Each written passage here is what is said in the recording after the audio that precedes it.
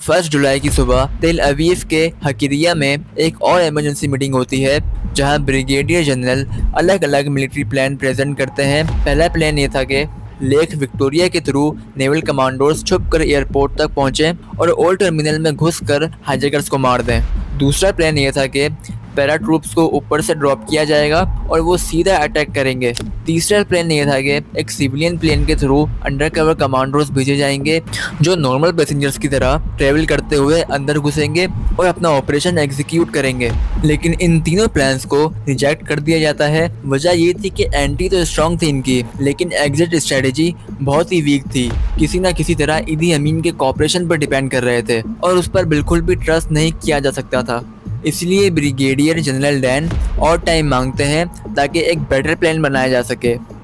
इसके बाद Israel hijackers के साथ नेगोशिएशन स्टार्ट करता है, लेकिन असल मकसद सिर्फ टाइम बाय करना था। डिप्लोमेटिक चैनल्स के थ्रू मैसेज भेजा जाता है कि हम आपकी डिमांड्स मान रहे हैं, लेकिन प्रिजनर्स को डिफरेंट कंट्रीज से कलेक्ट करने के लिए हमें 2 से 3 दिन चाहिए होंगे। इसी दौरान एक कोइंसिडेंस ये भी होता है कि ईदी अमीन को मॉरिशस जाना होता है OAU की चैम्पियनशिप के लिए, इसलिए वो भी यही चाहता था कि डेडलाइंस को एक्सटेंड कर दिया जाए। मल्टीपल डिसीजंस के बाद डेडलाइंस को 4 जुलाई तक एक्सटेंड कर दिया जाता है।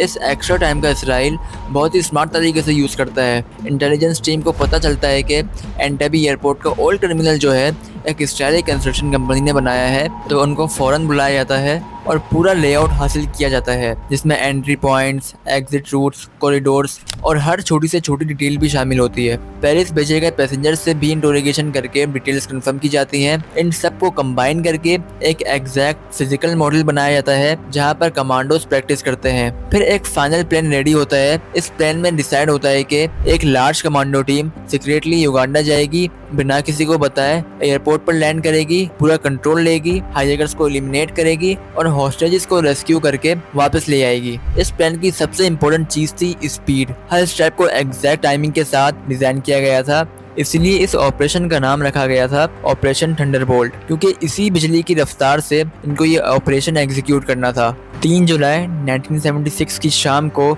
6:30 बजे ऑपरेशन को फाइनल अप्रूव मिल जाता है और डिसाइड होता है कि इसी रात 11 बजे मिशन स्टार्ट किया जाएगा।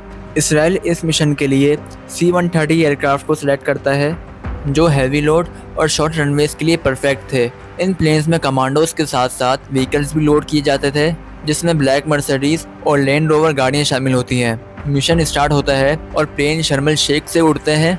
रेडार से बचने के लिए ये लो एल्टीट्यूड पर फ्लाई करते हैं और एथियोपिया और केन्या के रूट से होते हुए लेक विक्टोरिया के पास पहुंचते हैं। पहले प्लेन में मेन असॉल्ट टीम होती है जिसे योनाथन नेतन्याहू लीड कर रहे थे, जो कि अभी के प्रेसिडेंट बेंजामिन नेतन्याहू के भाई होते हैं।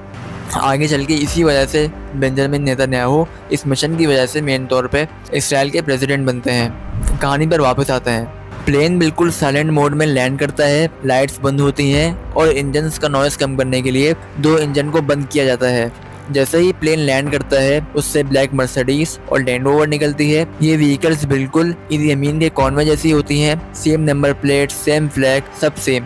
प्लान ये था कि इस फेक कॉन्वे की मदद से बिना किसी शक के टर्मिनल तक पहुंचा जाएगा, लेकिन यहाँ पे एक अनएक्सपेक्टेड प्रॉब्लम आ जाती है। ईदी अमीन ने कुछ दिन पहले ही अपनी गाड़ी चेंज कर ली थी और अब वो वाइट मर्सिडीज यूज़ कर रहा होता है। युगांडा के जो गार्ड्स होते हैं वो जब ब्लैक मर्सिडीज देखते हैं तो उन्हें डाउट होता है और वो कॉन्वे को रोक लेते हैं। इसराइली कमांडोज सिचुएशन समझ जाते हैं और एक गार्ड को साइलेंटली सप्रेसर वाली गन से मार देते हैं। वो सप्रेसर वाली गन से इसलिए मारते हैं क्योंकि सप्रेसर से नॉइज़ नहीं होती। जब हम गन चलाते हैं तो सप्रेसर से नॉइज़ नहीं होती, लेकिन उसी वक्त एक इसराइली सोल्जर दूसरे गार्ड को जब मारता है तो वो बगैर सप्रेसर वाली गन से मारता है, तो उससे क्या होता है कि गोली की आवाज़ आ जाती है, लाउड फायर हो जाता है, जिससे पूरा एरिया अलर्ट हो जाता है और अब स्टेल्थ का प्लान फेल हो जाता है। इसलिए कमांडोज फौरन गाड़ियों से उतरते हैं और भागते हुए टर्मिनल की तरफ जाते हैं। जैसे ही वो टर्मिनल के पास पहुंचते हैं युगांडा की आर्मी उन पर फायरिंग शुरू कर देती है। इसी बीच योनाथन नेतन्याहू को गोली लग जाती है और वो जख्मी हो जाते हैं। फिर वो इस फाइट में मर भी जाते हैं, लेकिन ऑपरेशन रुकता नहीं है। बाकी कमांडोज बिना रोके अंदर घुस जाते हैं। अंदर जाकर वो हाईजैकर्स को टारगेट करते हैं और उन्हें मार देते हैं। पैसेंजर्स को नीचे रहने का सिग्नल दिया जाता है। फायरिंग के दौरान 1-2 हॉस्टेजेस को गलती से गोली भी लग जाती है, जिसकी वजह से वो मर जाते हैं। फिर कमांडोज बाकी हाईजैकर्स को ढूंढकर एलिमिनेट करते हैं जो कनेक्टिंग रूम्स में छुपे हुए थे।